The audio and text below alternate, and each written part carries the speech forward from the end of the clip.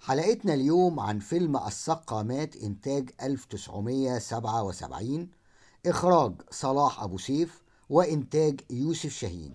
والفيلم مأخوذ عن رواية بنفس الاسم ليوسف السباعي والسيناريو لمحسن زايد. السقامات شهد تعاون بين اتنين من أكبر الأسماء في السينما المصرية، يوسف شاهين كمنتج وصلاح أبو سيف كمخرج، وده حدث كبير. محبين السينما المصرية دايما بيختلفوا حول الاتنين دول، مين الأفضل مين الأهم. وبالرغم من ان المنافسة اللي كانت بينهم، ان ده لم يمنعهم انهم يتعاونوا سويا في فيلم السقامات، وده يبين لنا قد ايه كانت روحهم حلوة وحبهم للسينما كان دائما يأتي في المقدمة. الفيلم أحداثه تدور عام 1921 في القاهرة، ويدور حول موضوعين هما الصداقة بين البشر والموت. بنشوف صداقة تنشأ بين رجلين، واحد سقة والتاني شغلته انه بيمشي تشريفاتي في الجنازات. واحد مهنته تتعلق بالمية سر الحياة، والآخر مهنته متعلقة بالموت. تناقض كبير، لكن التناقض مش بس كده. السقة اللي مهنته مرتبطة بالحياة مش قادر يتجاوز موت زوجته اللي كان بيحبها، رجل رغم سمعته الطيبة وحب الناس له إلا إنه حزين دايما، وهو لوحده دايما بيفكر في مراته وذكرياته معاها. والآخر رغم إن مهنته مرتبطة بالموت إلا إنه محب للحياة ومقبل عليها وعلى متعها، وما بيعملش حساب أي حاجة، وغير مكترث وممكن نقول عليه صعلوك. تناقض كبير بين الاتنين، رغم كده تنشأ صداقة بين السقة شوشة وتشريفاتي الجنازات شحاتة بيحاول يخرج شوشة من حزنه ومن سيطرة فكرة الموت عليه، وأن لا يصبح أسير أحزانه، وأنه يفكر في الجواز. علاقة الصداقة بتشهد مشاكل كتير ومواقف كتير، منها صدمة شوشة لما يعرف مهنة شحاتة وتخليه يخاف ويتشائم منه، وتعامل شحاتة مع الموقف ده.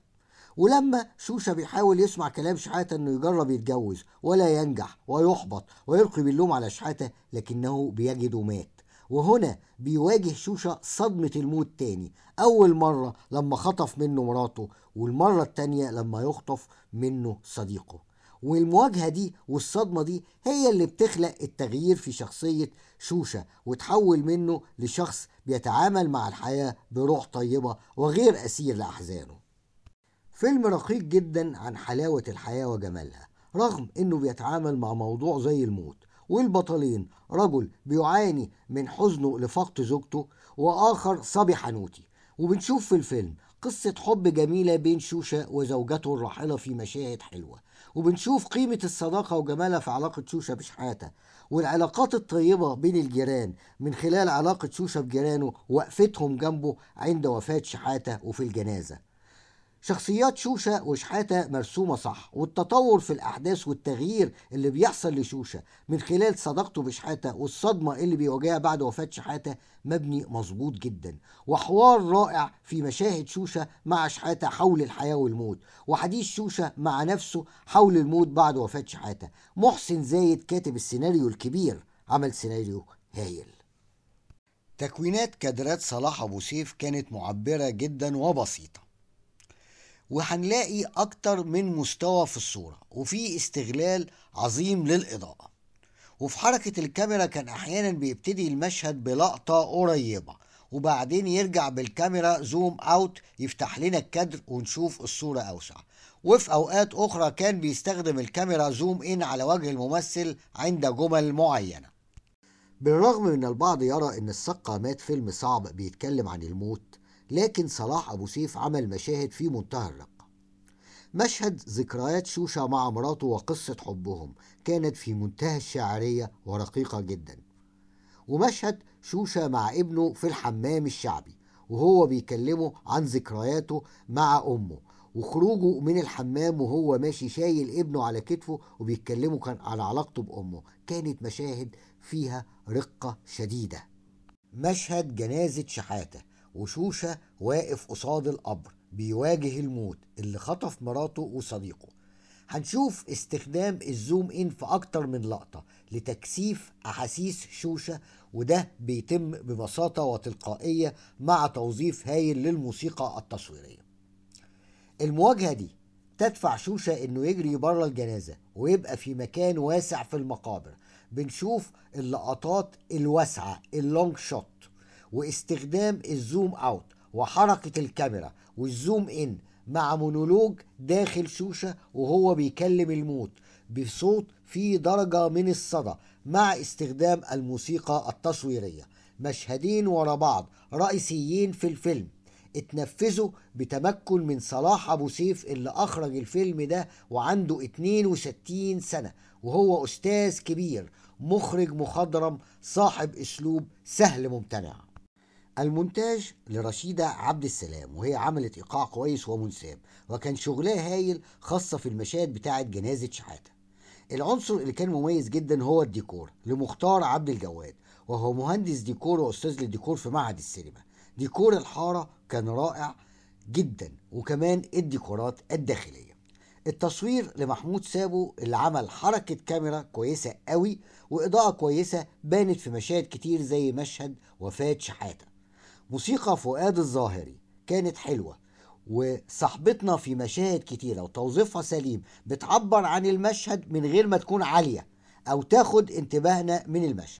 نصري عبد النور مهندس الصوت عمل تراك صوت كويس يتمثل في دمج الموسيقى مع الحوار، وكمان التأثيرات اللي عملها في صوت شوشة في مشهد جنازة شحاتة. بالنسبة لأداء الممثلين، عزت العلالي في شخصية شوشة كانت ملامحه متناسبة جدا مع الدور، تعبيرات وجهه معبرة جدا دون مبالغة، وبان جدا تأثير انه شغال مع صلاح أبو سيف.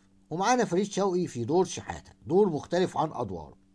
أحيانا كان بيدينا الأداء التقليدي بتاعه، لكن كان له لقطات كان بيفاجئنا فيها.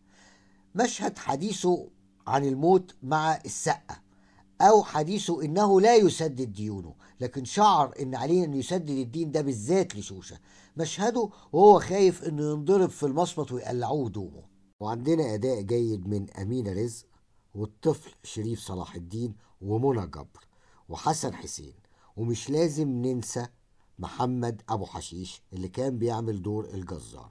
ومحمد أبو حشيش هو ممثل كومبارس، لكن صلاح أبو سيف اداله فرصة في الدور ده وعمل دور كويس. ودي حاجة كانت معروفة عن صلاح أبو سيف، إن هو كان دايما يقدر يستغل الممثلين الصغيرين ويديلهم أدوار كبيرة وبيجيله فيها. السقا مات فيلم شديد الإنسانية، بيتكلم عن موضوع لم تتعرض له الأفلام المصرية زي الحياة والموت، وصلاح أبو سيف كان في قمة خبرته وأسلوبه كان ممتع وبسيط جدا. في نفس الوقت كان من الشجاعة انه يتعاون مع سيناريست موهوب وشاب وهو محسن زايد اللي عمل سيناريو قوي جدا مع تكامل في العناصر من مونتاج وديكور وصوت وموسيقى رائعة لفؤاد الظاهري، وكل ده كان من إنتاج يوسف شاهين. السقا مات تجربة فريدة جدا في السينما المصرية من حيث الموضوع، وشهدت تعاون بين أكبر اسمين فيها. وإلى اللقاء في الحلقة القادمة، وما تنسوش الاشتراك في القناة.